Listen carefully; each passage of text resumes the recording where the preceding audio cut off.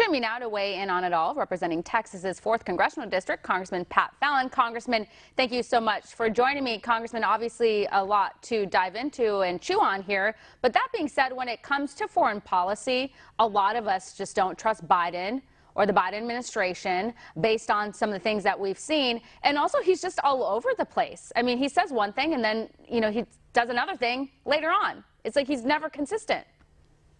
Yeah, Stephanie, thank you for having me on again.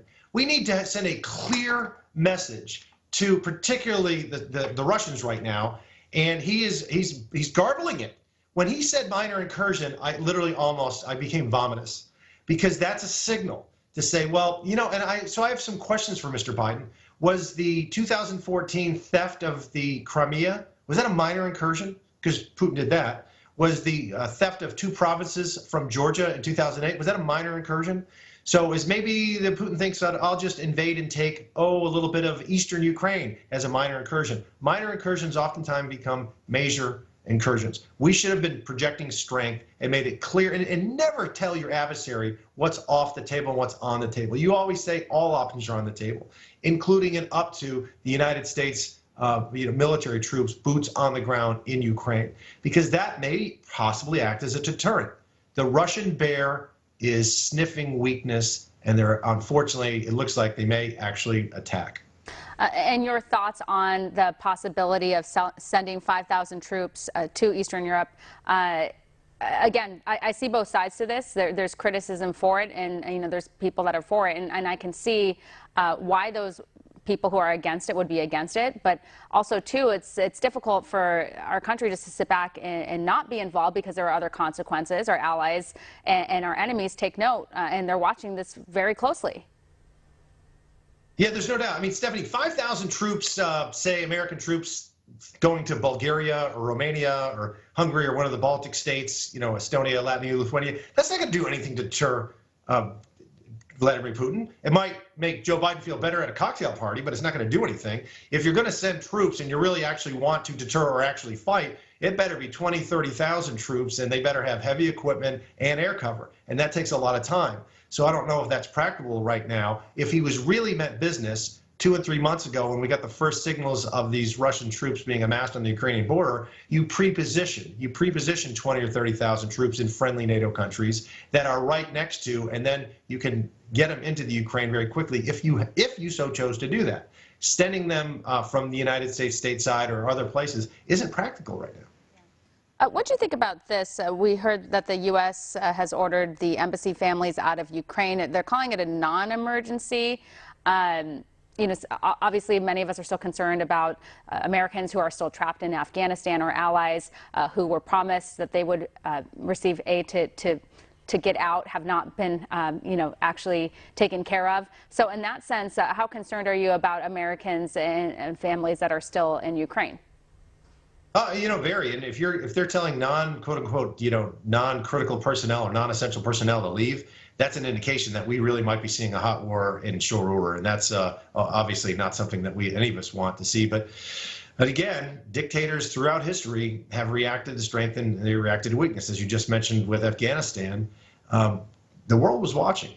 And there's no coincidence, Steph, that in Taiwan, in the Taiwanese defense zone, there were 300 violations or incursions and sorties flown by the Chinese communists in 2020, President Trump's last year in office.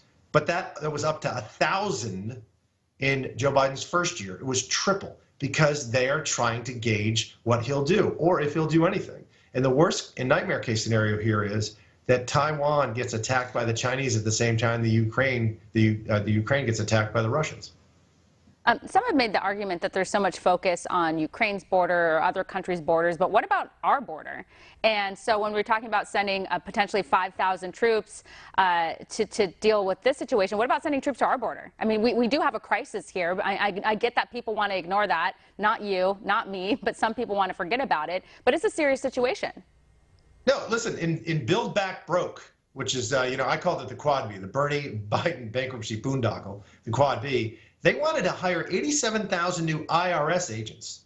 87,000 new IRS agents to spy on Americans. You know who I want to hire? 87,000 new Border Patrol agents, and let them do their jobs and actually have the wait in Mexico policy, which worked brilliantly under President Trump, build the wall, deport criminals, because that's all become, it's catch and release, it's open the gate, and it's cartels run amok. So it's not at all, I think it's very fair to point out that we have a porous border and it's an immoral border. It's not good for the people to live north of it or south of it. And that's why you see in South Texas, Hispanic Americans coming to the Republican Party in droves. We just had a state rep, an 18-year Democrat, Ryan Guillen, switch parties because they are sick of the one-party rule. They're sick of the drug cartels, and they're sick of the chaos and the crime. Yeah, well, none of it makes sense. And so I could see why there are some moderate Democrats waking up and saying, hey, you know what? The Democratic Party is not for me anymore. Keep in mind, we're still dealing with the pandemic 2 years later. We went from 15 days to flatten the curve to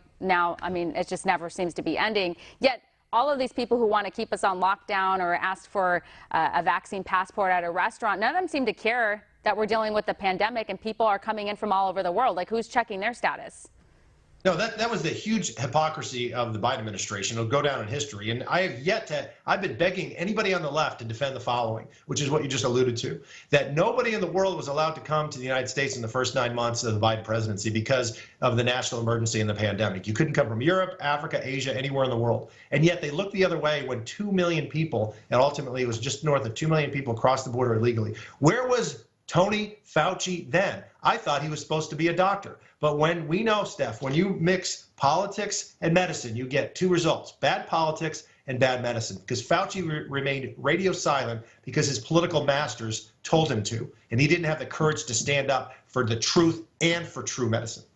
Yeah, exactly. And I don't know if you saw this, but some of the European countries are rolling back on their COVID-19 restrictions, yet we're still not there yet. It's very confusing. No, listen, we're going to have to live with COVID. The national emergency is over. We did, if he was a true leader, Biden would get in front of a microphone and say, the pandemic is over, the national emergency is over, but COVID is not. You need to make your own medical decisions. It's a very sad day when an illegal immigrant has more medical freedom and more medical choice than an American citizen, and that's where we're at right now. Yeah. But we have to recognize the fact that we're going to have to live with COVID like we live with the flu and other things for a very long time. Hopefully, when herd immunity is built and Omicron, and maybe that blessing in disguise, because that's aiding toward that, ironically, and it's rather mild symptoms, we'll move past this. But we have to live our lives. We have to, we're all going to die someday, and it seems like the left, they're fine with you dying of anything, Stephanie, as long as it's not COVID. Yeah. And they get mad when we have conversations about the fact that we're going to have to live with COVID-19.